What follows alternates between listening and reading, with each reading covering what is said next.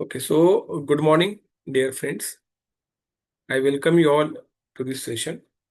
तर मला सांगा, आत्ताच्या काळामध्ये नोट दिसते का तुम्हाला सगळ्यांना? आपण जी वापरतो, आपल्या डे टू डे लाईफमध्ये आपण याचा वापर करतो. याच्यावर आहे ना, एक आकडा लिहिलाय ₹200 म्हणून आणि याच्यावर एक मेन्शन केली गोष्ट. याच्यावर गव्हर्नरची सही आहे. गव्हर्नर म्हणजे राज्यपाल नाही बरं का. रिझर्व्ह बँक ऑफ इंडियाच्या गव्हर्नरची सिग्नेचर याच्यावर आणि यात असं लिहिलेलं आहे.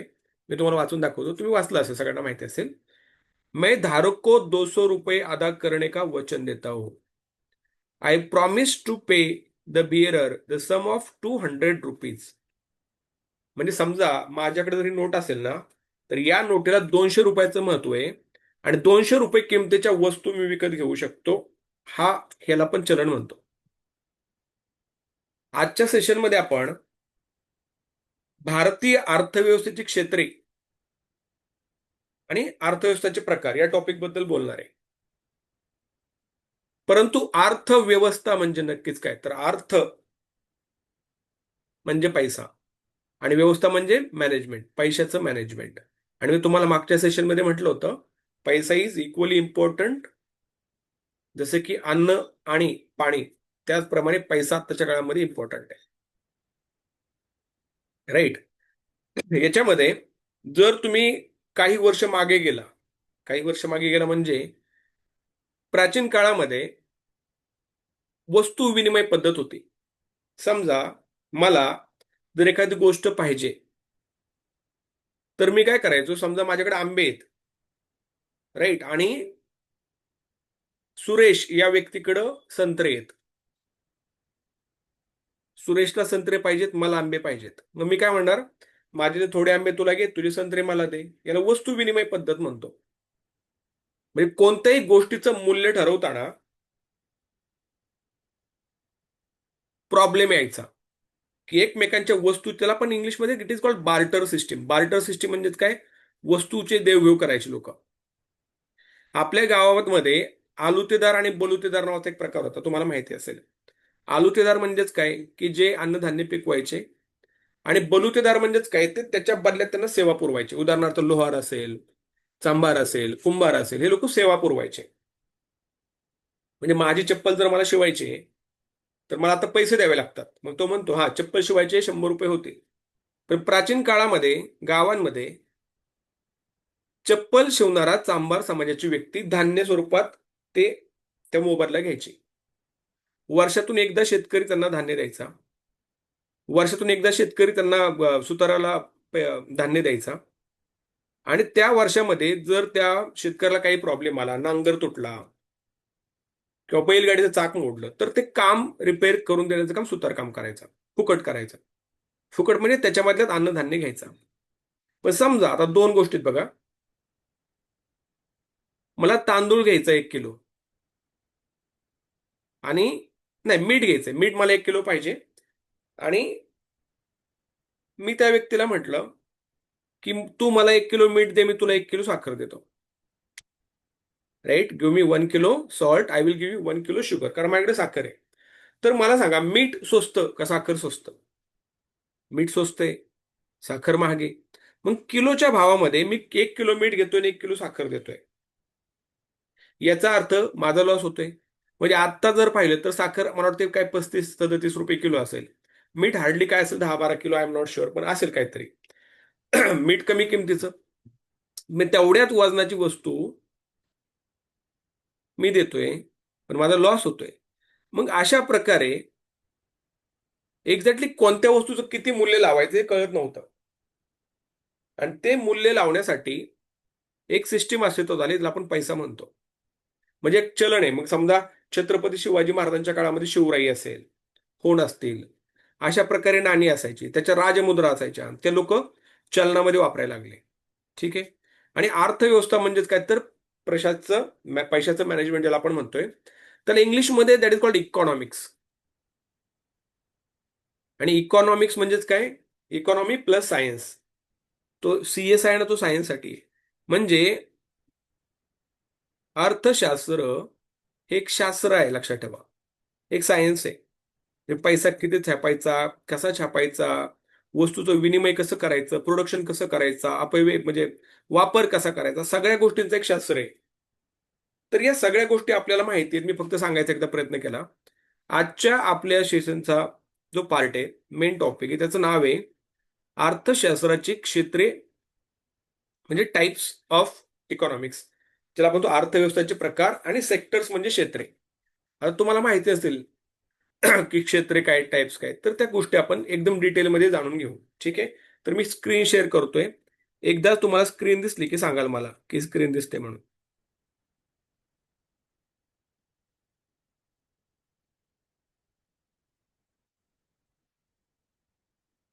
चॅटबॉक्स मध्ये सांगा स्क्रीन दिसते का? Yes.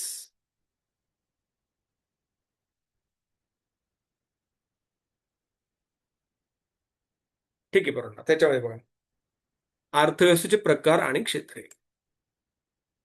It means types of economics and the sectors, different sectors of economics. ठीक आहे. आता याच्यामध्ये एक लाईन आहे बघा, स्वतःचे आर्थिक प्रश्न सोडवण्यासाठी मनुष्य जे आर्थिक व्यवहार करतो त्या आर्थिक व्यवहारांचा अभ्यास अर्थशास्त्रात केला जातो. म्हणजे whatever problems that we face in our day to day life, in order to solve those problems we make use of currency, right, जे आपण आर्थिक व्यवहार करतो, आणि त्या व्यवहारांचा जो अभ्यास केला जातो, ज्या क्षेत्रात केला जातो, त्या क्षेत्रात आपण काय म्हणतो, अर्थशास्त्र असं त्याला म्हणतो. आणि अर्थशास्त्र म्हणजे पैशाचं शास्त्र, लक्षात ठेवा. राईट. ठीक आहे. आता याच्यामध्ये बघा, कोणतीही गोष्ट जर मला वापरायची असेल, suppose I want to use something, मला एक शर्ट हवा आहे, राईट, मला एक शर्ट नवीन घ्यायचा आहे, तर तो शर्ट मला दुकानामध्ये मिळतो. I can buy that particular shirt from shop, right. पण तो त्या दुकानामध्ये तयार नाही होत पोरांनो. तो शर्ट कोणत्या तरी गोडाऊनला अगोदर येतो, नंतर शोरूमला येतो. गोडाऊनला येतो तो कोणत्या तरी शहरातून येतो, ट्रान्सपोर्टेशन येतो, मग रेल्वेने येईल, बसने येईल, ट्रकने येईल. त्या ट्रान्सपोर्टेशनचा खर्च असतो.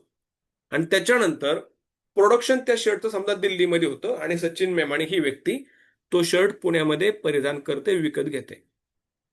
म्हणजे एखादी वस्तू उत्पादन होण्यापासून ते उपभोग घेण्यापर्यंतचा प्रवास हा इम्पॉर्टंट राहतो. म्हणजे production of particular thing and use of that particular thing, it's a long process. Shirt direct दिल्लीमध्ये तयार झाला याचा अर्थ शर्ट डायरेक्ट तयार नाही झाला. शर्टसाठी कापूस इम्पॉर्टंट होता. कापसासाठी शेतकऱ्याकडे जावं लागलं. शेतकऱ्याने कापूस पिकवला, बरोबर. तो कापूस कॉटन मिलमध्ये आला, त्याच्यानंतर त्याचं कापड तयार झालं. त्या कापडाचं मग ते पर्टिक्युलर मापानंतर टेलरने काप कटिंग केलं. कटिंग केल्यानंतर त्याला पर्टिक्युलर स्टिच केलं, शिवलं त्याला, आणि फायनली तो शर्ट तयार झाला. त्याला कॉलर एकाने लावले, बटन एकाने लावले, आणि तो तयार झालेला शर्ट ट्रान्सपोर्टेशन करून पुण्यामध्ये आला, आणि तो मी वापरतो. म्हणजे एखाद्या वस्तूचं उत्पादन ते उपभोग इथपर्यंत प्रवास महत्वाचा राहतो. म्हणजे स्वतःचे आर्थिक प्रश्न सोडवण्यासाठी मनुष्य जी आर्थिक क्रिया करतो त्या सगळ्या आर्थिक व्यवहारांचा अभ्यास आपल्या अर्थशास्त्रामध्ये केला जातो, लक्षात ठेवा पोरांनो. आता अर्थव्यवस्था म्हणजेच काय, what does it mean by economy? अर्थव्यवस्था म्हणजेच काय? सेकंड. अर्थव्यवस्था म्हणजे काय? जास्त मोठं झालं काय? ठीक आहे. बघा, मी जसं तुम्हाला म्हटलं की एखाद्या वस्तूचं उत्पादन होतंय, राईट, एखाद्या वस्तूचं उत्पादन होतंय, ते आपण प्रोडक्शन म्हणतो. देन विभाजन होतंय, विनिमय म्हणजे एक्सचेंज होतंय, आणि नंतर फायनली कन्झप्शन म्हणजे आपण त्या गोष्टीचा उपभोग घेतो, ती गोष्ट वापरतो. या सगळ्या प्रकारच्या व्यवहारांना इकॉनॉमिकल ऍक्टिव्हिटीज म्हणजे आर्थिक व्यवहार असं म्हणतात. जसं मी तुम्हाला म्हटलं, the journey start from production till we use that particular product, ज्याला आपण म्हणतो इकॉनॉमिक्स ऍक्टिव्हिटीज. म्हणून या चार व्यवहारांची संबंधित असलेल्या संस्था, संघटना यांच्या एकत्रीकरणातून जी व्यवस्था निर्माण होते त्या व्यवस्थेला आपण अर्थव्यवस्था असं म्हणतो. काय म्हटलं मी? म्हणजे आर्थिक गोष्ट देऊन मी एखादी वस्तू खरेदी करतोय. पण ती वस्तू खरेदी करताना त्या वस्तूचं प्रोडक्शन कसं झालं? त्यासाठी कोणत्या गोष्टींचा वापर झाला? ती गोष्ट माझ्यापर्यंत कशी आली? या सगळ्या गोष्टींचा, सगळ्या आर्थिक व्यवहारांचा ज्याच्यात अभ्यास केला जातो त्याला आपण अर्थशास्त्र म्हणतो. म्हणून या 4 व्यवहारांशी संबंधित असलेल्या संस्था, संघटना यांच्या एकत्रीकरणातून जी व्यवस्था निर्माण होते त्याला इकॉनॉमी किंवा अर्थव्यवस्था असं म्हणतात.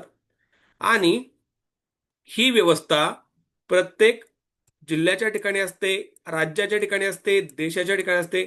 संपूर्ण जगाच्या अर्थव्यवस्थेची आपण कल्पना करू शकतो. म्हणजे माणूस हा समाजशील प्राणी आहे. Human being is a social animal and we are completely dependent on each other for our needs. एकमेकांच्या गरजा पूर्ण करण्यासाठी आपण एकमेकांवर अवलंबून राहतो. उदाहरणार्थ समजा मी तुम्हाला शिकवतोय, तुम्ही मला फीस देताय, तुम्हाला परीक्षेची तयारी करायची आहे, तुम्हाला ज्ञान पाहिजे ते मी देतोय. म्हणजे आपण दोघं पण इंटरडिपेंडंट आहेत. आणि ही एक आर्थिक क्रिया आहे पोरांनो. म्हणजे फीज कलेक्शन असेल, फीज कलेक्शन मधून मी समजा माझ्या अकॅडमीचं रेंट देतोय, लाईट बिल भरतोय, झूम ॲपचा खर्च करतोय, मार्केटिंग करतोय, माझे मी टाइमचा वेळ देतोय, या सगळ्या गोष्टींचं कॅल्क्युलेशन केलं जातं. याला म्हणतात आर्थिक व्यवहार. याला म्हणतात इकॉनॉमिक ऍक्टिव्हिटीज. राईट? आणि ही इकॉनॉमिक ऍक्टिव्हिटी जशी माझ्या लेवलला आहे ना पोरांनो, तशी प्रत्येक व्यक्तीच्या लेवलला एक इकॉनॉमिकल ऍक्टिव्हिटी राहते. Same kind of economical activity will be at the family level, at the town level, village level, taluka level, जिल्हा लेवल, राज्य लेवल, देश लेवल आणि जगाची अर्थव्यवस्था. येते लक्षात? का कॉम्प्लिकेटेड वाटते? थोडक्यामध्ये काय, एखाद्या वस्तूच्या उत्पन्नापासून त्याच्या उपभोगापर्यंतचा जो प्रवास असतो आणि ज्या प्रवासाचा वापर करून लोक आपल्या गरजा पूर्ण करून घेतात, या सगळ्या प्रकारच्या आर्थिक व्यवहारांना अर्थशास्त्र असं म्हणायचं. दॅट इज कॉल्ड अर्थव्यवस्था. एवढं साधं सिंपल आहे ते. हे तुम्हाला परीक्षेला विचारलं जाणार नाही. हे फक्त तुम्हाला समजून सांगतोय की अर्थव्यवस्था म्हणजेच काय. कारण आपल्याला टॉपिक डिस्कस करायचा आहे अर्थव्यवस्थांचे प्रकार. पुढे बघा. आता अर्थव्यवस्थांचे प्रकार. आता हे सांगण्या अगोदर मी तुमच्याशी जरा बोलतो, नीट ऐका.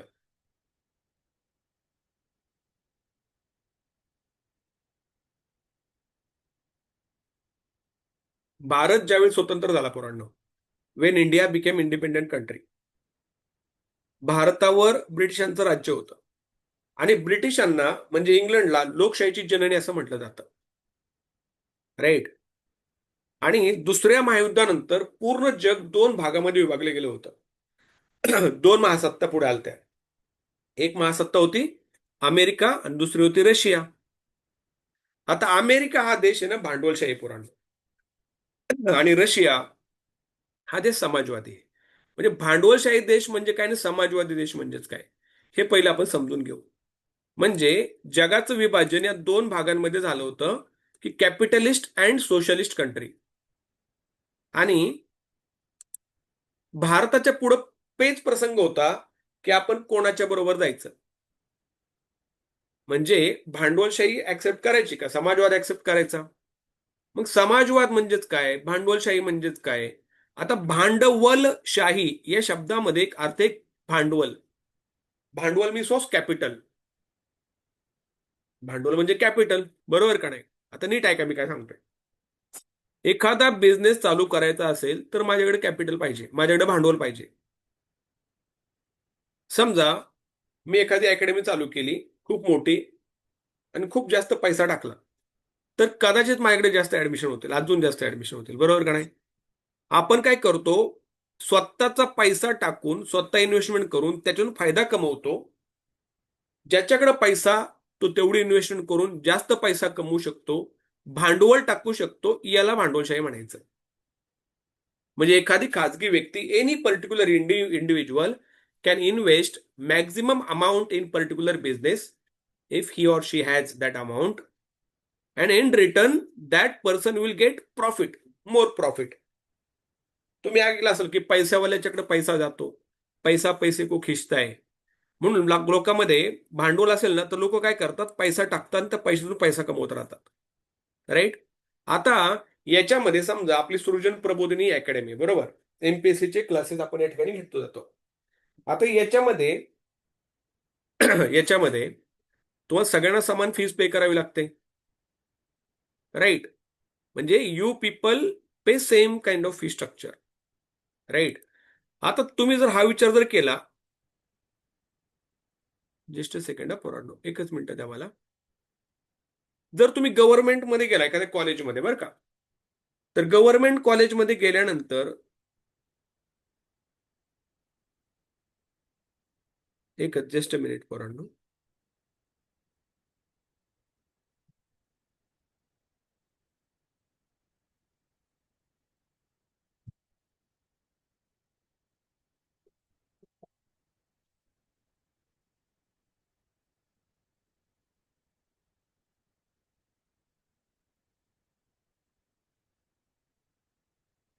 हा, गव्हर्नमेंट कॉलेजमध्ये गेल्यानंतर तुम्हाला फीजमध्ये सवलत वगैरे मिळते.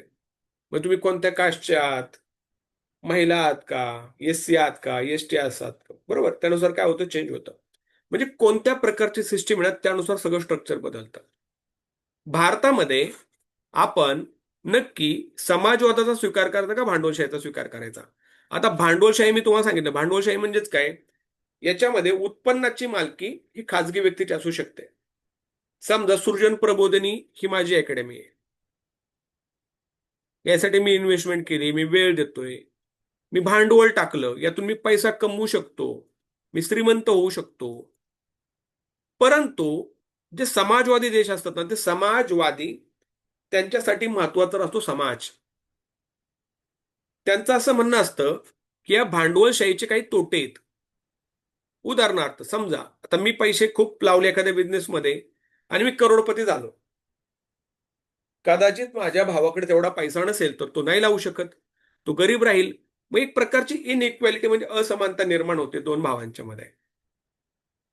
समाजामध्ये अशा प्रकारची असमानता ही भांडवलशाही देशांच्यामुळे निर्माण होते, भांडवलशाहीमुळे निर्माण होते. आणि याचा परिणाम असा होतो की त्या देशामध्ये संघर्ष तयार होतो, श्रीमंत आणि गरीब अशा प्रकारचा संघर्ष तयार होतो. म्हणजे उत्पादन साधनांची मालकी कोणती, म्हणजे एखादी कंपनी चालू केली, त्या कंपनीमध्ये समजा सचिन मेमाणे या व्यक्तीने पैसा लावला, तर त्याची मालकी माझी झाली. मी पैसा लावला, मी प्रॉफिट घेणार, बरोबर का नाही? परंतु जर ती कंपनी सरकारची असेल, ती कंपनी सरकारची असेल, तर तो सगळा प्रॉफिट सरकार न घेता ते लोकांच्यात वाटून देतं. म्हणजे उत्पादन साधनांच्या मालकीनुसार एखादी अर्थव्यवस्था ही भांडवलशाही असेल किंवा समाजवादी असू शकते, आणि मिश्र असू शकते. चुकून मित्र झाले, ते मिश्र आहे, पोरा, इट्स मिश्र, बरं का, मिश्र. आता मिश्र म्हणजेच काय, मिश्र म्हणजेच काय मी सांगणार तुम्हाला पुढं. आता फक्त लक्षात ठेवा की समजा, नीट ऐका, तुम्ही इंग्लिश मिडियमच्या शाळेमध्ये शिकला असताल, तुम्हाला माहिती असेल, तर इंग्लिश मिडियमची फीस खूप जास्त राहते. उदाहरणार्थ माझं छोटं बाळ आहे, मुलगा आहे छोटा, त्याची वर्षाची फी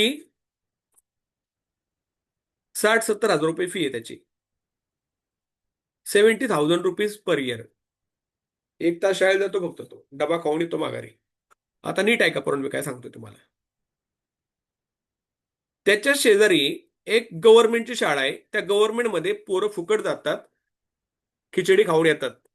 माहिती ना, खिचडी मिळते, खिचडी खाऊन येतात, गणवेश मिळतो,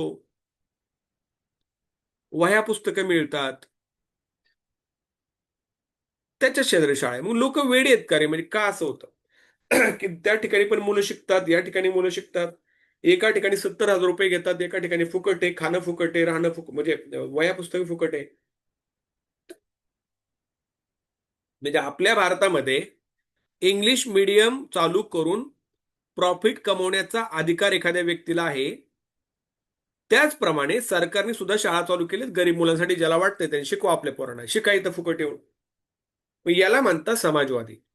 आणि या दोन्हींचं सहअस्तित्व आपल्या भारतामध्ये आढळतं. म्हणजे आपल्या इथं प्रायव्हेट संस्था पण आहेत, बरोबर का नाही, प्रायव्हेट म्हणजे खाजगी संस्था पण आहेत आणि सरकारी पण आहेत. उदाहरणार्थ एक साधं उदाहरण देतो. हॉस्पिटल, तुम्हाला सर्दी खोकला झाला, तुम्ही हॉस्पिटलमध्ये गेला, प्रायव्हेटमध्ये गेल्यानंतर तुम्हाला चेकिंगचे 500 रुपये आणि गोळ्याचे 500 रुपये, 1000 रुपये खर्च येतो. परंतु जर तुम्हाला वाटलं नाही सरकारी दवाखान्यात जायचंय, तर सरकारी दवाखान्यामध्ये 5 रुपयाचा केस पेपर काढला तर तुमचं फुकट ट्रीटमेंट होते. इथे लक्षात. म्हणजे आपल्या देशामध्ये खाजगीचं पण अस्तित्व आहे आणि सरकारी पण आहे. तर त्याला आपण मिश्र अर्थव्यवस्था म्हणतो.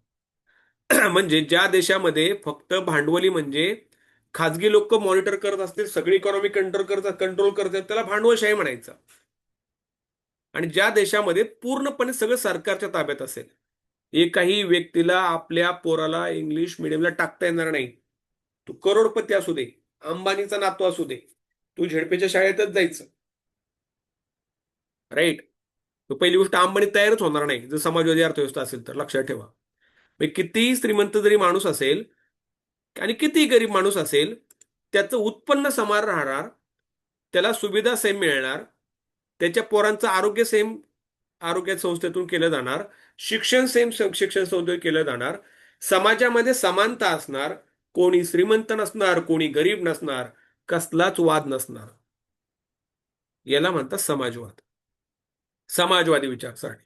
ठीक आहे. आणि हे झालं उत्पन्न साधनाच्या मालकीनुसार. मी तुम्हाला डिटेलमध्ये सांगणार आहे बरं का, पुढे बघा. आणि त्यानुसार म्हणजे एखादा देश, आता भारत देश कसा आहे मग सांगा मला.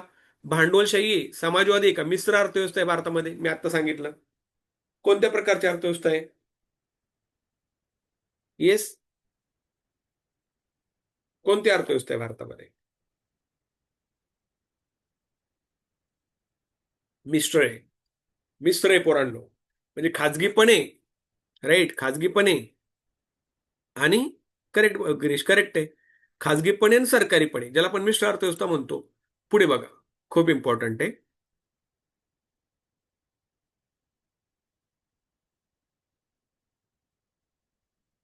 रशिया असेल, रशियामध्ये समाजवादी अर्थव्यवस्था आहे पोरांनो. म्हणजे आता थोडं थोडं प्रमाणात ते भांडवलशाहीकडे झुकायला लागलेत. चायना असेल, रशिया असेल, नॉर्थ कोरिया असेल, क्युबा असेल, या देशामध्ये समाजवादी अर्थव्यवस्था आहे. भारतामध्ये मिश्र आहे. पण काही देशामध्ये भांडवलशाही अर्थव्यवस्था आहे. हे झालं की उत्पन्नाची मालकी कोणाकडे, एखाद्या एखाद्या देशामध्ये उत्पन्नाची मालकी कोणाकडे आहे ना, त्यानुसार याचे 3 प्रकार पडतात: भांडवलशाही अर्थव्यवस्था, समाजवादी अर्थव्यवस्था आणि मिश्र अर्थव्यवस्था. हे डिटेलमध्ये पाहणार आहे. दुसरे 2 प्रकार आहेत की एखादा देश कमी विकसित का जास्त विकसित, यानुसार विकासाच्या अवस्थेनुसार देशांचे 2 प्रकार पडतात. एक असतो विकसित देश आणि दुसरा असतो विकसनशील देश.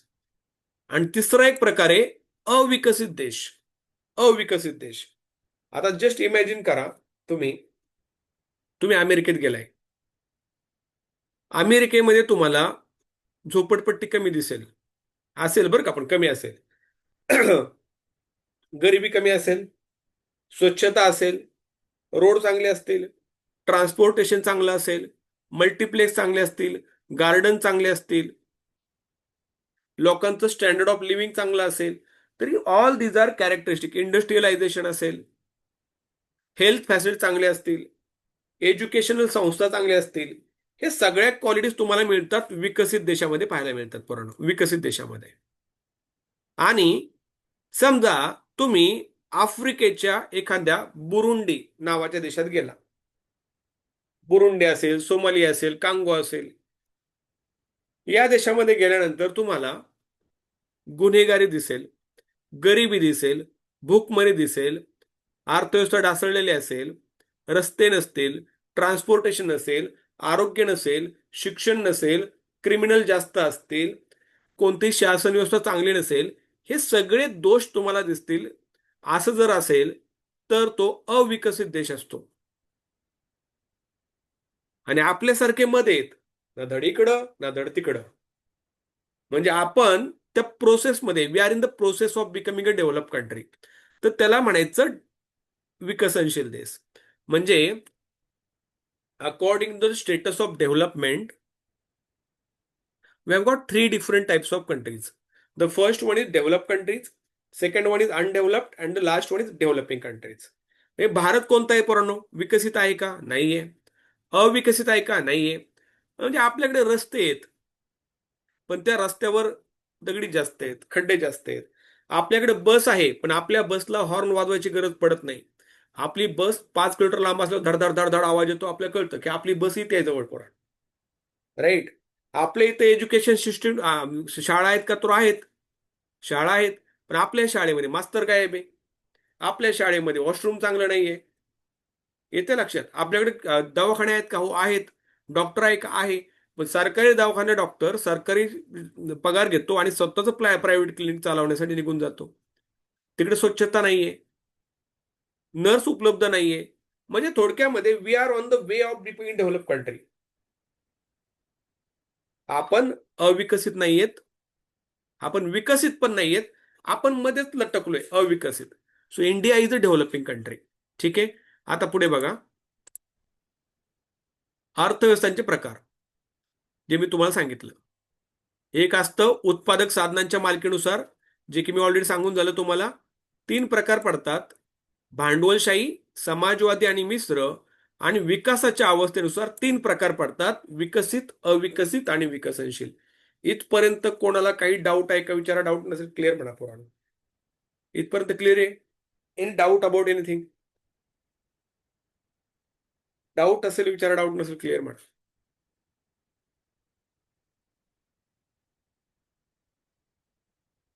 हम्म. क्लिअर. बाकीचे पण बोला. का गेले जेवायला? पुढे बघा. उत्पादन साधनांच्या मालकीनुसार अर्थव्यवस्थेचे प्रकार कोणते कोणते आहेत? आता श्रम, भूमी, भांडवल, उद्योजकता यांना साधने म्हटले जाते. आता उत्पादनाची साधने म्हणजेच काय? आता उत्पादनाची साधने म्हणजे समजा मला ढाबा चालू करायचा आहे. ढाबा माहितीये ना? हा, ते आहे ना, कोणता हॉटेल बागेश्वरवाला माहितीये ना? हॉटेल बागेश्वरवाला माहितीये ना तुम्हाला? ते बोकडाचं काहीतरी असतं ना, बोकडाचा व्हिडिओ व्हायरल करतो, यायलाच लागतंय म्हणतो, माहितीये ना? मग यासाठी ढाबा चालू करा, समजा भाग्यश्री ढाबा तुम्ही सर्च करा नंतर रील्सवर. भूमी लागते, जमीन लागते, श्रम लागते म्हणजे कष्ट लागतात, भांडवल लागतंय. या सगळ्या गोष्टी उत्पादनासाठी लागतात. म्हणजे ढाबा चालू करायचा मला जागा पाहिजे, मला तिथं वेटर पाहिजे, कुक पाहिजे आणि भांडवल पण पाहिजे. चिकन, मटन, बोकड आणायला मला पैसे पाहिजेत. येते लक्षात. ही सगळी उत्पादनाची साधने झाली. आणि या उत्पन्नाच्या साधनासाठी आपल्याला लागतो पैसा. आता ही साधने नक्की कोणाच्या मालकीची आहेत? म्हणजे अर्थव्यवस्थेत ही उत्पन्नाची साधने नक्की कोणाच्या मालकीची आहेत? या आधारावर 3 प्रकार पडतात. 3 प्रकार पडतात. उदाहरण सांगतो. तुम्ही जर पुण्यात गेला ना पोरांनो, तर पुण्यामध्ये स्वारगेटच्या शेजारी ना झुणका भाकर केंद्र आहेत. 10 रुपयात जेवण मिळतं काही ठिकाणी, 10 रुपयात जेवण. मग मला सांगा, 10 रुपयात वडापाव पण येत नाही, 10 रुपयात जेवण कसं मिळतं रे? सरकार फंड करतं. शिवभोजन थाळी नावाचा एक प्रकार आहे. म्हणजे ना नफा ना तोटा तत्वावर हे अन्नदान केलं जातं. सरकार प्रोव्हाइड करतं. आता याच्यामध्ये बघा, म्हणजे थोडक्यामध्ये याच्यामध्ये जी शिवभोजन थाळी असेल किंवा झुणका भाकर केंद्र असेल, याला सरकार फंडिंग करतंय. म्हणजे उत्पन्नाचं साधनं कुणा झालं? सरकारचं झालं. परंतु जर मी हॉटेल भाग्यश्रीमध्ये गेलो, तांबडा रस्सा खायचा आहे, पांढरा रस्सा खायचा आहे, बोकडाचं मटण खायचंय मला, पैसे जास्त द्यावे लागतील मला. परंतु त्या हॉटेल भाग्यश्रीवाला किंवा XYZ कोणी असेल ना, त्या व्यक्तीने स्वतःचा पैसा लावला, स्वतःची जमीन लावली, स्वतःचं भांडवल लावलं, स्वतः कष्ट करतोय आणि त्यातून तो पैसा कमावतोय. याला आपण म्हणतो भांडवलशाही. भांडवल लावा, पैसे कमवा. मग मला सांगा, झुणका भाकर केंद्रावर झुणका भाकर खायला जास्त मजा येईल का हॉटेल भाग्यश्रीमध्ये बोकडाचा रस्सा प्यायला जास्त मजा येईल? काय वाटतं पण तुम्हाला? उदाहरण देतोय, जे नॉनव्हेज खात नाही त्यांनी सोडून द्या. समजते ना तुम्हाला? ऑब्विसली ढाब्यावर खायला मजा येईल. वेटर आहे, कांदा आहे, लिंबू आहे, मिरची आहे, मसाला आहे, बरंच काय काय काय काय सगळं तिकडे मिळणार. झुणका भाकर केंद्रावर काहीच नाही मिळणार. म्हणजे थोडक्यामध्ये कालचं उदाहरण देतो तुम्हाला मी. साधं सिंपल उदाहरण. नीट आहे. कालचं नाही म्हणजे काल नाही, त्याच्या अगोदर झालंय. उदाहरण सांगतोय की प्रायव्हेट बँकेमध्ये अकाउंट उघडण्यासाठी मी माझ्या मित्राबरोबर गेलो होतो. बँकेचं नाव मी मुद्दाम घेत नाही. तिथं गेल्यानंतर दरवाजा काचेचा होता. दरवाजा ढकलल्यानंतर एसी मध्ये गेल्यासारखं छान थंड वाटलं मला. त्याच्यानंतर 3 लोक आली, सर काय आहे तुमचं? एक मॅडम आल्या काळा जॅकेट घालून, सर काय आहे तुमचं? क्रेडिट कार्ड पाहिजे का तुम्हाला? अकाउंट उघडायचं का तुम्हाला? लोन पाहिजे का तुम्हाला? कार लोन पाहिजे का? बसा ना, पाणी घ्या ना. अशा प्रकारची ट्रीटमेंट आम्हाला त्या बँकेत मिळाली. बघा, प्रायव्हेट बँकेमध्ये. राईट. आणि दुसऱ्या दिवशी आम्ही गेलो स्टेट बँक ऑफ इंडियाच्या शाखेमध्ये. स्टेट बँक ऑफ इंडियाच्या शाखेमध्ये दरवाजा काचेचा होता, पण तो उघडला की बंद होत नव्हता, बंद झाला की उघडत नव्हता. सिक्युरिटी गार्ड होता, तो लोकांना धक्काबुक्की करत होता, ए लाईन मध्ये या, ए लाईन मध्ये या, ए लाईन मध्ये या. लोकांना कुणी किंमत देत नव्हतं. लोक खिडकीपाशी उभे राहिले होते. मॅडम आल्या, मॅडम बसल्या, हवा घेतली, बराच वेळ गेला. नंतर काउंटर हळूहळू चालू केला. घाई नाही, गडबड नाही, कोणत्याही लोकांना स्पेशल ट्रीटमेंट नाही, कुणाला चहा पाणी सोडा नीट बोलत नव्हते. हे एकाच देशात होते, एकाच शहरात होते, एकाच व्यक्तीबरोबर होते. फरक एकच आहे पोरांनो, एक आहे खाजगी, एक आहे सरकारी. येते का लक्षात तुम्हाला? एक आहे खाजगी, एक आहे सरकारी. दुसरं साधं उदाहरण घ्या, पीएमपीएल ची गाडी बघा. पीएमटी ची गाडी बघा तुम्ही. पीएमटीच्या बसमध्ये बसलं, एखादं वकून गेलं असेल तर लोक तिथे ऍडजस्ट करून त्या सीटवर असं बसतात. ते धुण्याचं लगेच कोणी कष्ट घेत नाही त्या गाडीला. परंतु तुम्ही ओला कॅब हायर करा, ओलावाला येणार, एसी लावणार, चकाचक गाडी असते, बसायचं मस्त शांतपणे गाणी ऐकत. म्हणजे तुम्हाला लक्षात आलं की भांडवली गोष्टीमध्ये तुम्हाला पैसा देऊन सुविधा मिळवता येतात. सरकारी गोष्टीमध्ये तुम्हाला कमी पैसा द्यावा लागतो, पण तुमची आदळआपट जास्त होते. आदळआपट काय म्हणतात त्याला, म्हणजे त्याप्रमाणे तुम्हाला सुखसुविधा मिळत नाहीत. मग उत्पन्नाच्या साधनानुसार भांडवलशाही अर्थव्यवस्था, समाजवादी अर्थव्यवस्था आणि मिश्र अर्थव्यवस्था असे 3 प्रकार पडतात. राईट. आता आपण सुरुवात करू. लेट स्टार्ट फ्रॉम भांडवलशाही अर्थव्यवस्था, ज्याला आपण म्हणतो कॅपिटलिस्टिक इकॉनॉमी. कॅपिटल म्हणजे भांडवल, म्हणजे ज्या अर्थव्यवस्थेमध्ये खाजगी लोक भांडवल लावून जास्तीत जास्त पैसा कमवू शकतात, त्याला आपण कॅपिटलिस्टिक इकॉनॉमी म्हणतो. उदाहरण बघा पोरांनो, ज्या अर्थव्यवस्थेत उत्पन्नाची साधने खाजगी मालकीची असतात, वस्तू व सेवांचे उत्पादन खाजगी भांडवलदारांमार्फत होते व त्याच्या किमती बाजार यंत्रणेद्वारे नियंत्रित केल्या जातात, अशा व्यवस्थेला भांडवलशाही अर्थव्यवस्था म्हणतात. आता त्याच्या किमती म्हणलं बाजार यंत्रणेद्वारा नियंत्रित केल्या जातात. नीट ऐका. म्हणजे एखाद्या ठिकाणी तुम्हाला जेवण करायचंय, पुण्यामध्ये एका हॉटेलमध्ये एक बिर्याणी 250 रुपयात मिळते, दुसऱ्या हॉटेलमध्ये तेवढीच बिर्याणी किंवा त्याच्यापेक्षा कमी बिर्याणी 500 रुपयात मिळते. मग मला सांगा, बिर्याणी सेम आहे. आता याच्यामध्ये चिकन बिर्याणी देतो, तिकडे काय बोकड बिर्याणी देतो, अशातला भाग नाही, चिकन बिर्याणीच आहे. एकीकडे 500 रुपये, एकीकडे 250 रुपये. म्हणजे बाजार यंत्रणा काय करते, किंमत ठरवते. म्हणजे according to the facilities that going to provide, they are going to price their own product. भांडवलशाही अर्थव्यवस्था आपण पाहतो. मुंबईला मी गेलतो, म्हणजे आमच्या त्या कोर्टाच्या केससाठी मी जातो, कधी कधी जाणं होतं. मग 4-5 वर्षापूर्वीची गोष्ट आहे. मी आणि माझा मित्र, ज्याला आम्ही तिथं ताज हॉटेल आहे, ताज हॉटेल आहे त्याच्या शेजारी आम्ही, शेजारी म्हणजे त्याच्या शेजारी नाही बरं का, त्याच्या आसपासच्या एका एरियामध्ये आम्ही रूम घेतली होती. आम्ही राहिलो तिथं मुक्कामी. दुसऱ्या दिवशी आम्हाला परत हायकोर्टमध्ये जायचं होतं. तर रात्री तो मला म्हणतो, चल सचिन आपण फिरून येऊ. आम्ही दोघं गेलो फिरायला रात्री 11 वाजता. आणि फिरता फिरता त्याला म्हणलं, अरे जेवण जास्त झालं, आपण स्प्राईट घेऊ. नीट ऐका बरं का पूर्ण, स्प्राईट घेऊ म्हटलं. आम्ही गेलो, साधं हॉटेल होतं. स्प्राईट घेतलं आणि आम्ही निघालो. म्हणलं बिल द्या. त्यांनी डायरेक्ट 250 रुपयाच्या एक पावती, 250 नाही मला वाटतं, काहीतरी 150 रुपयाचं काहीतरी बिल आमच्या हातात दिलं. तर मी त्याला म्हटलं, साहेब बिल आमचं नाहीये, बिल चुकलंय तुमचं, बिल दुसरं कोणाच तरी आहे. तर तो म्हणा, साहेब स्प्राईट घेतला ना, बिल तुमचंच आहे. त्यामुळे येडा झाला काय, 150 रुपयाला स्प्राईट असतो काय म्हणलं. तो बघ केवढीशी बाटली म्हणलं, 70-40 रुपयाची. तो म्हणे नाही म्हणे. त्याचं वाक्य होतं की ही स्प्राईटची बाटली इथून पुढे गेल्यानंतर ताज हॉटेल आहे, तिथे तुम्हाला अजून महाग मिळेल. समजतंय तुम्हाला? स्प्राईटचीच बॉटल, आणि तीच रोडवर तुम्ही कुठे घेतली तर 40-50 रुपयात मिळेल.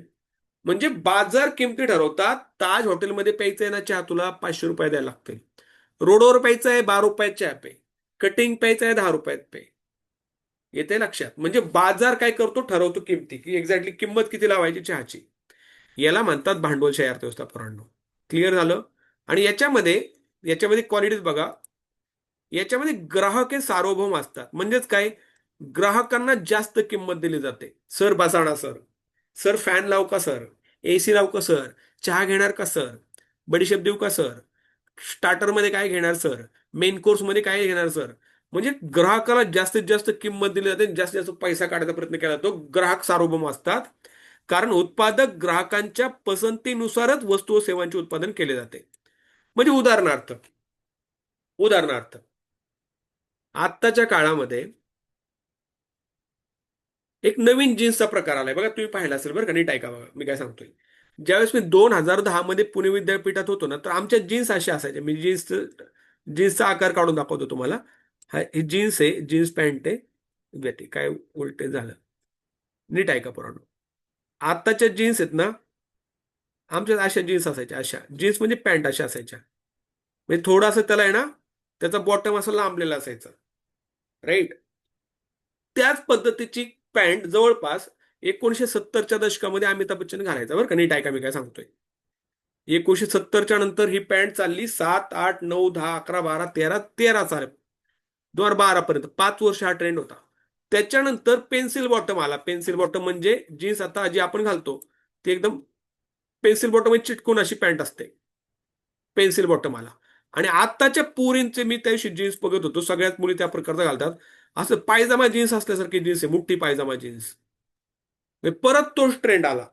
70ला जो ट्रेंड होता तोच 9ला होता, तोच परत 2025ला आला. ट्रेंड बदलतोय का? ट्रेंड रिपीट होतोय, पण चेंज होतोय.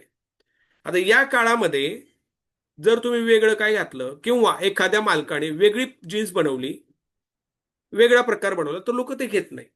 म्हणजे कॅपिटलिस्ट सोसायटीमध्ये ग्राहकांच्या गरजेनुसार वस्तूंचं उत्पादन केलं जातं.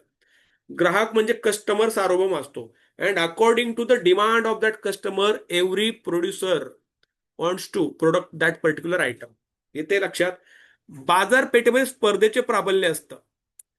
स्पर्धा म्हणजे तुम्हाला माहितीये, चला या ठिकाणी पोलीस भरतीचा कोर्स ₹15 देण्यात येईल, ₹12 देण्यात, ₹10 देण्यात येईल. स्पर्धेचं प्राबल्य आहे, बरोबर का नाही? स्पर्धेचं प्राबल्य राहतं. या ठिकाणी मटण हंडी ₹500 तिकडे 400 रुपयात, ₹300, ₹200. स्पर्धेचं प्राबल्य आहे. किमती ठरण्याची प्रक्रिया मुक्तपणे चालते. जसं मी तुम्हाला सांगितलं, ताज हॉटेलमध्ये चहा प्यायचा आहे, ₹550 दे. टपरीवर प्यायचा आहे, ₹12 दे. घरात प्यायचा आहे, काहीच देऊ नको. येते लक्षात. म्हणजे घरातलं काही किंमत नसते. परंतु थोडक्यामध्ये काय तर pricing mechanism is completely free. मला समजा वाटलं की मी खूप बेस्ट क्वालिटी देतोय पोरांना, आणि मी म्हटलं की माझा कोर्स मी ₹1,00,000 विकणार आहे, सांगतोय, उदाहरण देतोय, तर मला तो अधिकार आहे. भले माझ्याकडे कुणी ना काय होते, मी ₹1,00,000 कमी घेणारच नाही. मी असं म्हटलं तर मला कोणता गव्हर्नमेंट येऊन म्हणणार नाही, सचिन मेमणे तुम्ही काय डोक्यावर पडले का काय, ₹1,00,000 किंमत कशी काय ठेवली तुम्ही. माझी मर्जी, मी ठेवेन. थोडक्यामध्ये काय, तो भांडवलदार त्याच्या वस्तूची किती किंमत ठेवू शकतो, किती किंमत ठेवू शकतो, लक्षात ठेवा. किंवा मी जर म्हटलं चला आजपासून एमपीएससीचा पूर्ण कोर्स ₹200 वर्षभर मिळणार, ₹200 वर्षभर, माझी मर्जी.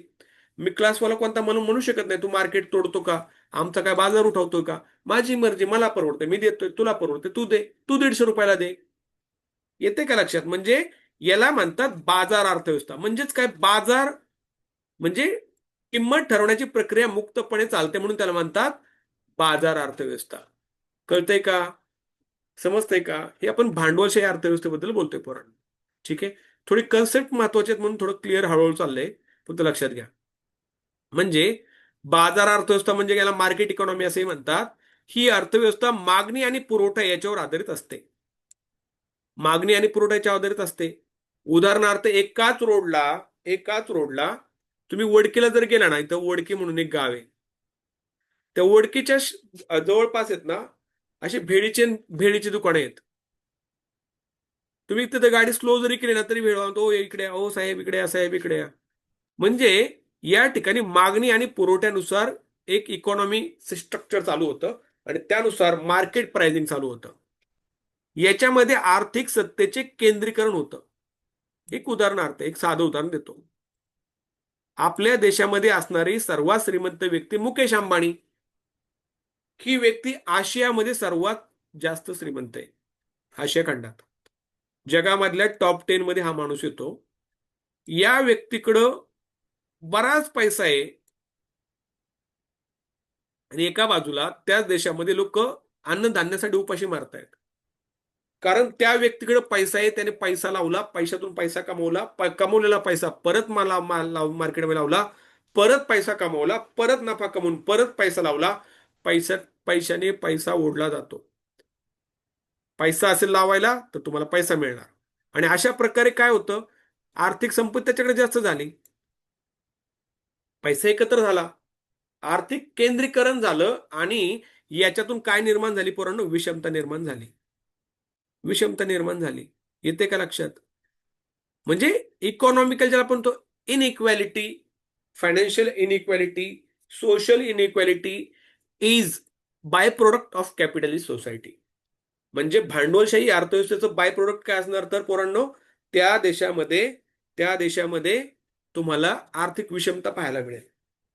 आपल्या पुण्यामध्ये समजा तुम्ही फिरताय तर तुमच्या शेजारी एकदम आहे ना, समजा बाईकवर तुम्ही उभे आहात, ऊन लागते तुम्हाला समजा, आणि शेजारी एक BMW कार येऊन उभी राहते, काळ्या काचा आहेत, मस्त गॉगल लावलेला मस्त माणूस बसलाय, छानपैकी गाडी लावल्यात, त्याला फरक नाही पडत ट्रॅफिक किती आणि काय आहेत. आणि तुम्ही लक्षात ठेवा बरं का, आपले कॅब चालवतात का, कॅबवाले असतात बघा, पिवळे पट्टेवाले, मग अर्टिगावाला असू द्या, स्विफ्टवाला असू द्या, डिझायरवाला असू द्या, तो ज्या पद्धतीने गाडी चालवतो ना, कशी पण म्हणजे लेन कट करणार, कट मारणार, जोरात पळवणार. कोणतीही BMW बघा, ऑडी बघा, मर्सिडीज बघा, रेंज रोवर बघा, जॉगवार बघा, तुम्हाला असा कोणताही गाडीवाला कधी सुद्धा रॅश ड्रायव्हिंग करताना दिसणार नाही. तो शांत चालणार, लेन तोडणार नाही, बरोबर लांब अंतर ठेवून थांबणार. कारण त्याला माहितीये आपल्या गाडीला जर डेंट पडला तर आपल्या 25,000 चुना आहे. येते लक्षात? म्हणजे या प्रकारचा एक वेगळा क्लास आहे भारतामध्ये, त्याला आपण एलिट क्लास म्हणतो. राईट? म्हणजे या भांडवलशाही अर्थव्यवस्थेमध्ये लोक पैसा टाकून पैसा जमवतात, आर्थिक केंद्रीकरण होतं, संपत्तीचं केंद्रीकरण होतं आणि त्याच्यातून संपत्तीमध्ये विषमता निर्माण होते, सोशल इनजस्टिस निर्माण होतो, सोशल इनइक्विटी निर्माण होते. So that is the kind of a drawback of capital society. त्याच्यानंतर पुढचं आहे की जास्तीत जास्त नफा कमवणे हे भांडवलदारचे प्राथमिक उद्दिष्ट असल्याने गरिबी, बेरोजगारी, कामगार कल्याण पर्यावरण विचार केला जात नाही. म्हणजे तुम्हाला सांगतो, आता प्रायव्हेटमध्ये काम आम्ही पण करतो, जॉब मी पण करतो, मला माहिती आहे या प्रायव्हेट वाल्यांना काही देणं घेणं नसतं. म्हणजे प्रायव्हेटमध्ये जे काम करतो ना आपण, असं म्हटलं जातं, माझा डायरेक्ट तुम्हाला सांगितलंय मी, या तो करो नोकरी सरकारी या फिर बेचो तरकारी. स्वतःच करायचं काय असेल ते. कारण ज्यावेळेस तुम्ही लोकांसाठी काम करताना पोरांनो, तर त्या व्यक्तीला श्रीमंत करण्यासाठी तुम्ही काम करत असता. म्हणजे you people are going to sacrifice your own dream in order to complete somebody else's dream. समजा मी एखाद्या ठिकाणी लेक्चर म्हणून काम करतोय, तो मला समजा महिन्याला 70-80 हजार रुपये पगार देतोय, 12-8-96 10 लाख रुपये मला देतोय. पण सचिन मॅमाने टॉपची फॅकल्टी आमच्याकडे या नावाखाली तो वर्षाला 15 ऍडमिशन करतोय, 20 ऍडमिशन एक्स्ट्रा होतात, 20 ऍडमिशन 40 लाख रुपये तो एक्स्ट्रा कमवतोय, त्यातले 10 लाख तो मला देतोय, 30 लाख त्याचा फायदा होतोय. याला म्हणतात नफा कमवणे. मग त्याच्यामुळं डेफिनेटली आमच्यासारखे फॅकल्टी काय राहणार, श्रीमंत होणार का नाही, गरीब राहणार. उद्या त्याला वाटलं याला काढून टाकायचंय, मी बेरोजगार होणार, कामगार कल्याणासाठी आमच्यासाठी काय तो कोणता हेल्थ पॉलिसी चालू करणार नाही, कोणता PF चालू करणार नाही. या सगळ्या गोष्टींचा विचार हे भांडवलदार करत नाहीत. एकच पर्पज असतो की जास्तीत जास्त नफा कमवणे, आपल्या पोळीवर जास्तीत जास्त तूप ओढून खाणे. हा हा एक एक ज्याला काय म्हणतो एक ट्रेंड असतो त्यांचा. त्यांना नाव ठेवायचा अधिकार आपल्याला नाहीये, पण आहे ते आहे. पुढे बघा, चैनीच्या आणि निम चैनी वस्तूंच्यावर अधिक भर असतो. बघा, मला सांगा पोरांनो, बेकरीवाला जास्त पैसे कमवतो का सोन्याच्या पिढीवाला जास्त कमवतो? बेकरीवाला जास्त पैसे कमवतो का सोन्याच्या पेढीवाला जास्त कमवेल? सोन्याच्या पेढीवाला. सोन्याची मी समजा आज मी चेन घेतली, एखादी चेन घेतली आणि ती चेन मी उद्या मोडायला गेलो ना, उद्या मोडायला गेलो, आज मी चेन घेतली समजा 1 लाख रुपयाची आणि I just want to sell the same gold chain to the same person, तो डायरेक्ट म्हणणार साहेब 5,000 कमी होते. अरे बाबा कालच घेतले, हो सर बरोबर आहे, पण ते 5,000 कमी होतात. आणि ते सांगतात काय की आता तुमचे सोन आम्ही वितळणार. अरे काय वितळतो, नवीन आहे ना, घेतलंय टाकना मांडाय विकायला नाही. तुमचं सोनं आम्ही वितळणार, मग त्यातून परत आम्ही तयार करणार, वेगळा दागिना करणार. विचार करा, पावा नाही गेला तर किती, ₹25 लादी मिळते. मग सोन्याच्या पिढीमध्ये किंवा मोठं वस्त्रोद्योग असेल, दुकान असेल, अशा प्रकारच्या वस्तूंमध्ये जास्त प्रॉफिट राहतो. इलेक्ट्रिक शॉप असतील, मोबाईल शॉप असतील, तर चैनीच्या म्हणजे लक्झरीज आयटम्स जास्तीत जास्त प्रोड्यूस करण्यावर भांडवलशाहीमध्ये भर दिला जातो. अशा अर्थव्यवस्थेमध्ये अशा अर्थव्यवस्थेमध्ये तेजी आणि मंदीची व्यापार चक्र येतात. बरोबर आहे. तेजी म्हणजे कधी कधी चढ येतो, कधी उतार येतो. बिझनेस लोकांना माहिती आहे. तेजी दरम्यान किंमत वाढ होते, तर बेजवारीत वाढ होते मंदी दरम्यान. हे तेजी मंदी पाहिलंय. हे सगळं पाहिलं आपण भांडवलशाही अर्थव्यवस्थेबद्दल. आता आपण पाहू समाजवादी अर्थव्यवस्था म्हणजेच काय. भांडवलशाही अर्थव्यवस्था कळली का पूर्ण सगळ्यांना? एनी डाऊट अबाउट भांडवलशाही अर्थव्यवस्था? पुढे पोरांनो, समाजवादी अर्थव्यवस्था, that is called socialist economy. जे आपण सोशलिस्ट म्हणजे काय, समाजवाद. समाज महत्वाचा. समाज महत्वाचा. मग त्या समाजामध्ये कोण गरीब नको, कोण श्रीमंत नको, सगळे समान पाहिजेत मला. राईट. मग या प्रकारची इकॉनॉमी काय प्रकारे बघा. याच्यामध्ये याच्यामध्ये उत्पन्नाची साधने म्हणजे जे आपण उत्पन्न तयार करतोय त्याची साधने सरकारी किंवा सार्वजनिक मालकीची असतात. नीट ऐका. म्हणजे याच्यामध्ये कोणताही माणूस कधी इंग्लिश मिडियम चालू करू शकत नाही. तू करोडपती आहे, तुझं पोरगं झेडपीला. तू भिकारी आहे, तुझं पोरगं झेडपीला. एका शाळेत सगळी पोरं शिकणार. राईट. आणि वस्तू आणि सेवांचे उत्पादन विभाजन सरकारमार्फत चालते. अशा व्यवस्थेला समाजवादी अर्थव्यवस्था असे म्हणतात. आता नीट ऐका. पण एक साधं सिंपल उदाहरण देतो, तुम्हाला चांगल्या प्रकारे कळेल. Just a second. हा, हे ना एक जमिनीचा तुकडा आहे. हा जमिनीचा तुकडा आहे. या जमिनीच्या तुकड्यामध्ये 1, 2, 3, 4, 5, 6, 7, 8, 9, 10 या 10 एकरामध्ये 10 लोक काम करतात. सरकारने सांगितले या 10 एकरात तुम्ही 10 लोकांनी ज्वारीचं पीक घ्यायचं. फायनल झालं, या 10 एकरामध्ये झाली 100 पोती झाली. 100 ज्वारीची पोती प्रोडक्शन झालं. आणि सरकार म्हणलं सगळ्यांनी समान काम करायचं आणि सगळ्यांनी समान वाटणी करून घ्यायची. प्रत्येकाच्या वाटेल किती पोतील सांगा मला. 10 लोक 100 पोती कमवण्यासाठी शेतात काम करतात. 100 पोत्यांचं ज्वारीचं उत्पादन होतं. प्रत्येकाच्या वाटेल किती पोते ते सांगा मला.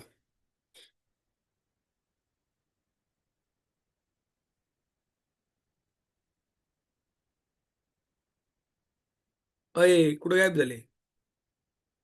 10 पोते येतील ना रे. एकाच्या वाटेल 10 येतील का नाही? 100 भागेल 10 10 ना. एकाला 10 पोती मिळतील. म्हणजे 10 10 प्रत्येकाला पोती मिळतील. कोणालाही 11वं पोतं एक्स्ट्रा दिलं जाणार नाही. आता नीट ऐका. जर मला माहितीये की मला 10 पोती मिळणार आहेत, मी अंग राखून काम करेल का नाही? मी अंग राखून काम करेल. बरोबर का नाही? मला माहितीये कुठं किती जरी काम केलं तरी त्याला पण 10 मिळणार, मला पण 10 मिळणार आहेत. म्हणजे या 10 10 पोत्यांमुळे काय झालं, समाजामध्ये एक प्रकारची समानता निर्माण झाली. कोणी गरीब नाही, कोणी श्रीमंत नाही. सगळ्यांच्या घरात 10 10 पोती जाणार. पण सगळी लोक आळशी होणार. कोणीच जास्त काम करणार नाही. त्यांना माहितीये किती काम केलं तरी आपल्याला 10 पोते मिळणार आहेत. आता याच्यामध्ये काय होतं बघा. उत्पन्नाची साधने सरकारी मालकीची असतात. साधन सामग्रीचा वापर समाज हितासाठी केला जातो. बरोबर ना. म्हणजे समान वाटप होते. वस्तूंचे उत्पादन त्यासाठी उद्योग उपक्रम सुरू करणे, त्यांच्या किमती विक्री इत्यादी सर्व बाबत सरकार निर्णय घेतं. म्हणजे एखाद्या वस्तूची किंमत किती लावायची सरकार ठरवणार. राईट. कशाचं उत्पादन घ्यायचं सरकार ठरवणार. किती उत्पादन घ्यायचं सरकार ठरवणार. It means that everything will be controlled, everything will be monitored by the government of that particular country. हे निर्णय घेण्याचं स्वातंत्र्य व्यक्तींना नसतं. समजा मी म्हटलं अहो साहेब आपण काय करू, यावेळी ज्वारीचं उत्पादन घेण्यापेक्षा गांजाचं उत्पादन घेऊ, चालेल का? चालेल का? सरकार म्हणले ज्वारी तर ज्वारीच.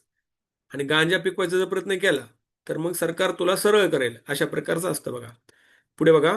वस्तू व सेवांचे उत्पादन वैयक्तिक नफ्यासाठी होत नाही. वैयक्तिक नफा कमवू शकत नाही तुम्ही. प्रत्येकाला 10 पोती मिळणार आहेत. म्हणजे you cannot have your own benefit. Right. मूलभूत गरजेच्या वस्तू कमीत कमी किमतीत देणे आणि योग्य प्रमाणात उपलब्ध करून देण्याचा प्रयत्न असतो.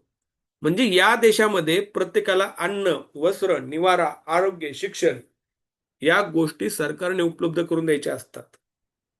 आणि सगळ्यात महत्वाची चांगली गोष्ट म्हणजे या देशामध्ये आर्थिक सत्तेचे केंद्रीकरण होतच नाही. प्रत्येकाच्या वाट्याला 10 पोते मिळणार आहेत, 11 पोती कोणाच नाहीयेत. म्हणजे एकाच व्यक्तीच्या हातात सत्ता जात नाही. त्यामुळे आर्थिक आणि सांपत्तिक विषमता कमी करण्याचा प्रयत्न केला जातो. त्यामुळे सामाजिक न्याय, ज्याला आपण म्हणतो, if there is not inequality in the society, there is a social justice. There is social justice, तिथे सामाजिक न्याय प्रस्थापित केला जातो. म्हणजे समाजवादाचं मुख्य उद्दिष्ट काय असतं? सामाजिक न्याय प्रस्थापित करणे. सगळी सरकारच्या मालकीची व्यवस्था असते. सरकार ठरवणार काय पिकवायचं, कुणी पिकवायचं, काय पिकवायचं, किती द्यायचं.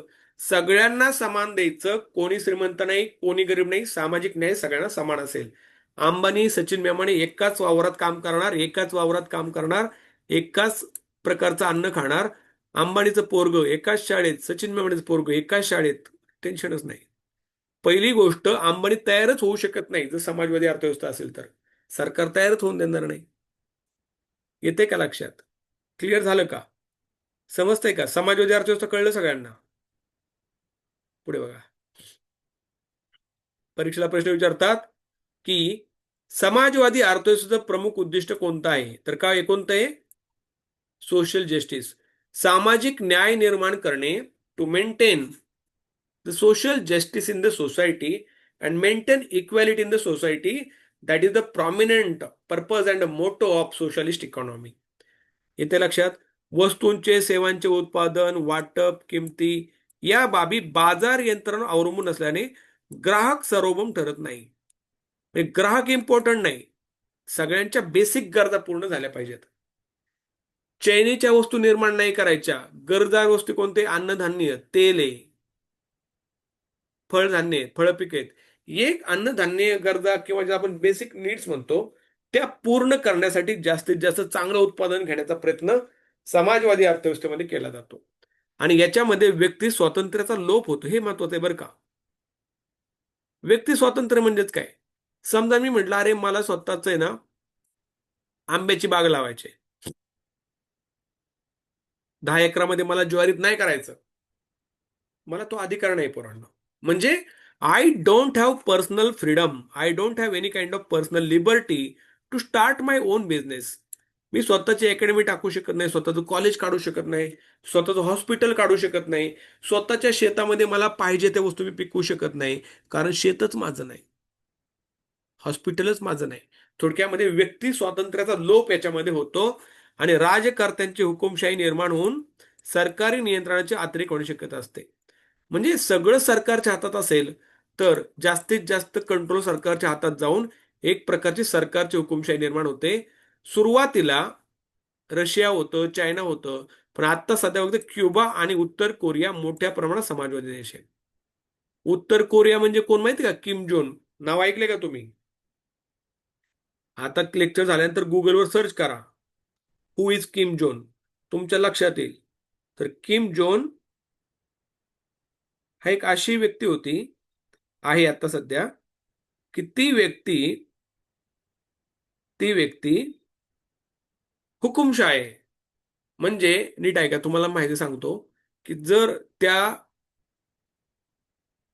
व्यक्तीचा वडिलांचा मृत्यू ज्या दिवशी झाला त्या दिवशी सगळ्या नॉर्थ कोरियाला रडावं लागतं. त्या दिवशी कुणाचा बर्थडे असेल तरी बर्थडे सेलिब्रेट करून केक कापता येत नाही, बळच रडायचं. चुकून कोणी मीटिंग मध्ये झोपला, मीटिंग चालू तुझं झोपला, तर त्याला डायरेक्ट तोफेच्या तोंडी देऊन उडून टाकला जातो, व्हिडिओ बनवला जातो की हमसे, आपण ज्याला म्हणतो ना मराठीमध्ये, आपल्याशी वाकडं त्याची न देऊ लाकडं, तसा किम जोन आहे. त्याच्याशी वाकडं केल्यानंतर तो तसंच करतो डायरेक्ट. किंवा त्याला आपण काय म्हणतो, कुत्र्यांच्या समोर टाकणे. अशा प्रकारे हुकुमशाही त्या देशामध्ये. काय लोकशाही नाही. म्हणजे मोस्टली लोकशाही देश हे भांडवलशाही असतात. नीट ऐका, mostly democratic countries are capitalistic countries, and mostly where there is a dictatorship we find socialist country. ज्या ठिकाणी हुकुमशाही असते त्या ठिकाणी समाजवादी अर्थव्यवस्था असते. चायनाचं बघा उदाहरण आहे. पुढे बघा. मिश्र अर्थव्यवस्था, ज्याला संमिश्र अर्थव्यवस्था, मिक्स्ड इकॉनॉमी म्हणतो. ज्या क्षेत्रामध्ये सार्वजनिक आणि खाजगी या दोन्ही क्षेत्राचं सहअस्तित्व आढळतं, म्हणजे वस्तू आणि सेवांच्या उत्पन्नावर सरकारची पूर्ण मदत असू शकते. म्हणजे काही काही वस्तूवर बरं का. उदाहरण देतो साधं सिंपल. जसं मी तुम्हाला म्हटलं की आमच्या गेटच्या सोसायटीच्या गेटच्या बाहेर दोन स्कूल्स आहेत. One is government school and one is private school. One is government school and one is private school. म्हणजे ज्याच्या खिशामध्ये पैसा आहे तो त्याच्या लहान मुलाची फी 70,000 रुपये वर्षाला भरतो, 70,000 रुपीज. त्याच्या शेजारी दुसरी शाळा आहे गव्हर्नमेंट स्कूल. त्या ठिकाणी you need not to pay anything.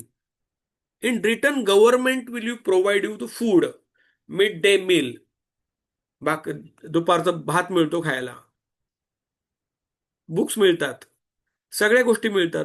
म्हणजे त्या देशामध्ये सरकारी आणि खाजगी अशा दोन्ही प्रकारच्या संस्था असतात. त्याला काय म्हणायचं पोरांनो? मिश्र अर्थव्यवस्था त्याला असं म्हणायचं. पुढे बघा. भारताने सुरुवातीपासून काय केलेलं आहे? मिश्र अर्थव्यवस्था स्वीकार केला आहे आणि आर्थिक नियोजनाच्या माध्यमातून आर्थिक विकासाची प्रक्रिया सुरू केली. भारताच्या मिश्र अर्थव्यवस्थेचा आराखडा मूलतः भांडवलशाहीवर आधारलेला आहे.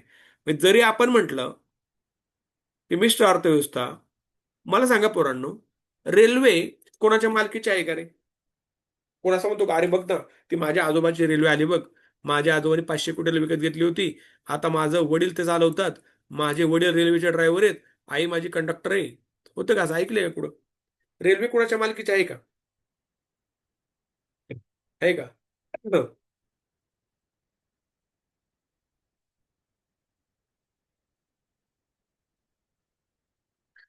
अंबानीची अंबानीची बंदुका बनवण्याचा कारखाना आहे का?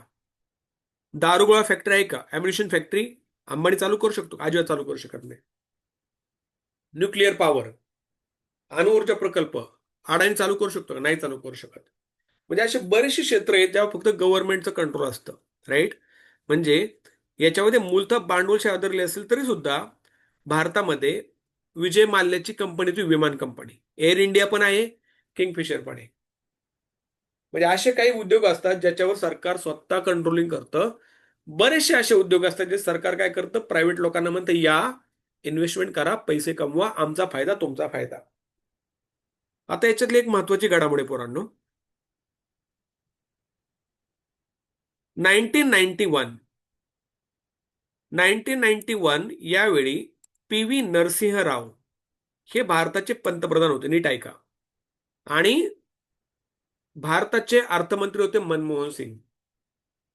भारताकडे फक्त 5.8, जस्ट 5.8 अब्ज डॉलर, 5.8 अब्ज डॉलर एवढाच परकीय चलनसाठा शिल्लक होता. आणि आपल्याकडे फक्त एक आठवडाभर आपण पेट्रोल डिझेल आयात करू शकू इतर देश, एवढाच पैसा शिल्लक होता.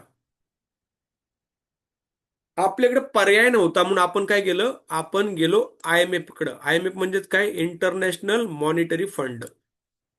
आपण IMF कडे गेलो आणि त्यांना म्हटलं की आम्हाला पैसे द्या, आम्हाला गरिबी आले. ते म्हणले देतो पैसे, पण एक अट आहे. We will give you money but one condition is there. तुम्हाला तुम्हाला तुमच्या अर्थव्यवस्थेला ओपन करावं लागेल. आता ओपन करावं लागेल म्हणजेच काय? ज्याला आपण म्हणतो की तुमच्या अर्थव्यवस्थेला काय करावं लागेल? मुक्त करावं लागेल. त्या मॉडेलला म्हणतात LPG मॉडेल. LPG म्हणजेच काय पोरांनो? LPG म्हणजे LPG लिबरलायझेशन. Liberalisation, right. त्याच्यानंतर लिबरलायझेशन, त्याच्यानंतर पी म्हणजेच काय? प्रायव्हेटायझेशन. आणि जी म्हणजे ग्लोबलायझेशन. म्हणजे तुम्हाला लिबरल व्हावं लागेल. मी थोडक्यात सांगतो. लिबरल म्हणजेच काय? की आपल्याला असा अनुभव होता की हे इंग्रज पांढरी माकडं आपल्या भारतामध्ये व्यापार करायला आली आणि नंतर आपल्या वर 150 वर्ष राज्य केलं. इथून पुढे आपण कोणत्याच फॉरेन कंपनीला आपल्याकडे येऊन द्यायचं नाही. अशा प्रकारची कंडिशन होती. ते म्हणले तुमचा अप्रोच बदला, जर तुम्हाला पैसे पाहिजेत ना तुमची इकॉनॉमी लिबरल करा, मग तुमच्या कंपन्या बाहेर जाऊ द्या, बाहेरच्या कंपन्या भारतात येऊ द्या. मग तुम्हाला माहिती असेल की ज्यावेळेस मी लहान होतो ना, 1994ची गोष्ट आहे, गावामध्ये श्रीमंत व्यक्तीकडे ना SD किंवा MAT किंवा लुना 3 गाड्या असायच्या. MAT, लुना किंवा SD. पण जसं 1993 नंतर स्प्लेंडर आली, बघा स्प्लेंडर तर लय चालली, हिरो होंडा स्प्लेंडर आली, कावास त्याच्यानंतर बजाजची सिटी 100 आली, अनेक गाड्या आल्या. कारण भारताचं मार्केट सगळ्यात जगासाठी ओपन झालं होतं. राईट. प्रायव्हेटायझेशन म्हणजेच काय, हे याला लिबरलिझम म्हणतो आपण. प्रायव्हेटायझेशन म्हणजेच काय पूर्ण, प्रायव्हेटायझेशन म्हणजे जर मला वाटलं, आपण तो खाजगीकरण, सरकार खाजगीकरण करतंय, सरकारला असं वाटलं की एखाद्या ठिकाणी रस्ता करायचा आहे, पण तर रस्ता करण्यासाठी माझ्याकडे पैसे नाही आहेत, तर सरकार डायरेक्ट काय करतंय पोरांनो, सरकार डायरेक्ट म्हणेल, 2च मिनिटं पोरांनो ऐका, फक्त व्हिडिओ बंद केलाय 2 मिनिटं. सरकार डायरेक्ट म्हणेल की तुमच्याकडे जर पैसा असेल ना एखाद्याकडे, त्यांनी पैसा लावा, टोल नाका उभारा, त्या टोल नाक्यावर पैसे गोळा करा, तुम्ही श्रीमंत व्हा, आम्हालाही श्रीमंत होऊ द्या, लोकांना चांगला रस्ता मिळेल, तुम्हाला पैसा मिळेल आणि सरकारची पण डोकेदुखी जाईल. राईट. अशा प्रकारे समजा माझ्याकडे 1,000 कोटी असतील, तर मी डायरेक्ट म्हणेन चला या रस्त्याचं काम मी करतो. आता मुंबई पुणे एक्सप्रेस हे तुम्हाला माहिती असेल, 1995 साली चालू झाला तो, 2000 साली पूर्ण झाला. आता सुद्धा तिथं टोल नाक्यावर बऱ्याच प्रमाणात पैसे गोळा केले जातात. किती वर्ष झाले, म्हणजे जो 20-25 पैसे गोळा करतात, किती हजारो वाहनं जातात, लाखो वाहनं जातात रोज. याला म्हणतात प्रायव्हेटायझेशन, की प्रायव्हेट लोकांना त्यांचे पैसे गुंतवायची संधी मिळते, त्याच्यात बदल्यात त्यांना पैसे मिळतात. आणि ग्लोबलायझेशन म्हणजेच काय पोरांनो, जागतिकीकरण, उदारीकरण, खाजगीकरण आणि जागतिकीकरण. म्हणजे 1991 नंतर भारताने हा प्रवास चालू केला आणि कुठं ना कुठं आपला प्रवास मिश्र अर्थव्यवस्थेकडून मुक्त अर्थव्यवस्थेकडे चालू झाला. जागतिकीकरण म्हणजेच काय, म्हणजे एखाद्या देशामध्ये जर आतंकवादी हल्ला झाला, तर त्या देशामधले शेअर मार्केटचे रेट खाली येतात, शेअर मार्केट ढासळतं. मग थोडक्यामध्ये काय, त्या देशामध्ये इन्व्हेस्टमेंट करायला सेफ जागा नाही, असं मेसेज जातो. म्हणजे India has become a kind of world, world has become a kind of a global village. जग काय झालंय, एक मोठं छोटं खेडं झालंय, ग्लोबल विलेज झालंय. त्याच्यावर सगळ्यांच्या देशामध्ये जे काय होतं त्याचा परिणाम सगळ्या देशांच्यावर होत असतो. ठीक आहे. आता पुढे बघा, विकासाच्या अवस्थेनुसार अर्थव्यवस्थेचे प्रकार, हे कळलं.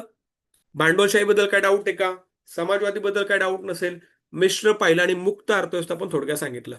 So we have discussed 4 important types of economies: capitalist, socialist, right, mixed economy and free economy. Okay. Any doubt you have regarding this 4 types of economies? Any doubt, काय डाऊट आहे का कोणाला? क्लिअर आहे का? आदिती कळतंय का? पूर्वा, निकिता कळतंय?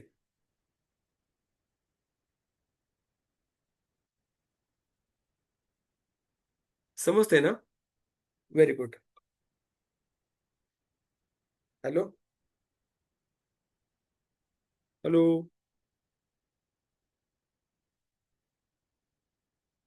ठीक आहे, चला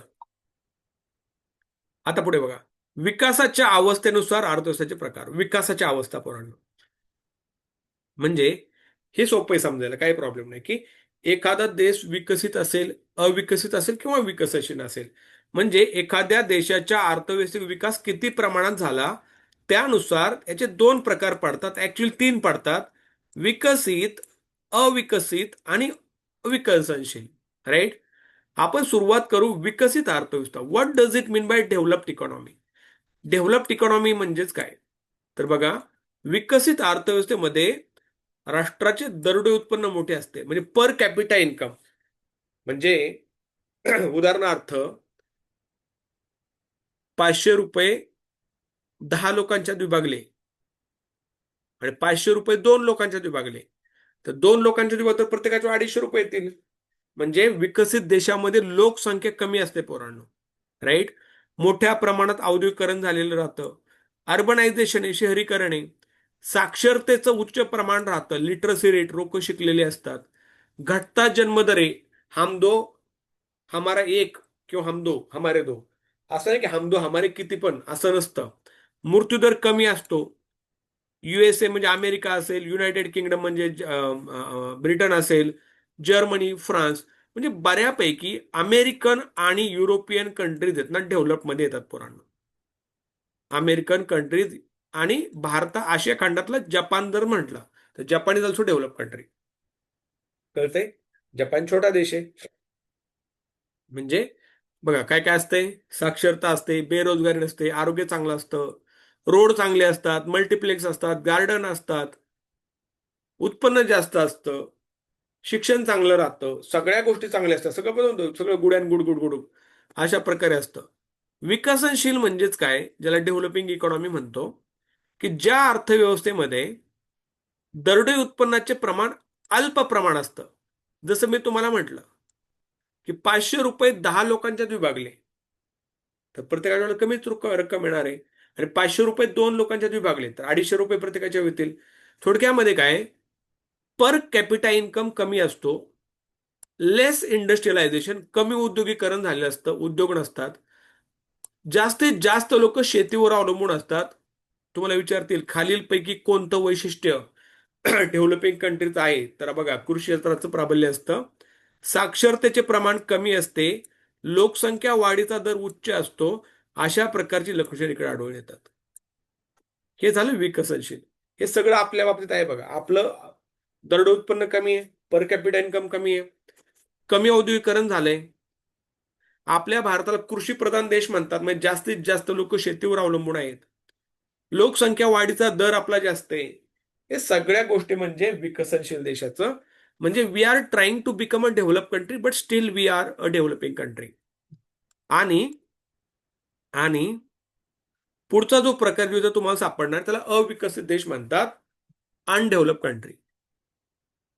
ज्या देशामध्ये बेरोजगारी पराकुटीची असते, औद्योगिकरण ऑलमोस्ट नसतं, सगळी लोक गुन्हेगारीमध्ये असतात, भूकबळी असतो, रोगराई असतो, शिक्षण नसतं, आरोग्य नसतं, लोकसंख्या प्रचंड असते, गुन्हेगारी जास्त असते.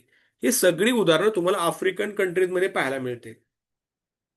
ते सगळे अनडेव्हलप कंट्री आहेत. कांगो असेल, बुरांडी असेल, सोमालिया असेल, अशा आफ्रिकन कंट्री सगळे अविकसित देश आहेत. लक्षात ठेवा पोरांनो. क्लिअर झालं? तर विकसनशील, विकसित आणि अविकसित अशा प्रकारे देश पाहिले. आता अर्थक्षेत्र आहेत ते आपण मला वाटते उद्या बघू, कारण जास्त लोड होईल. आजच्या पुरतं बाद झालं.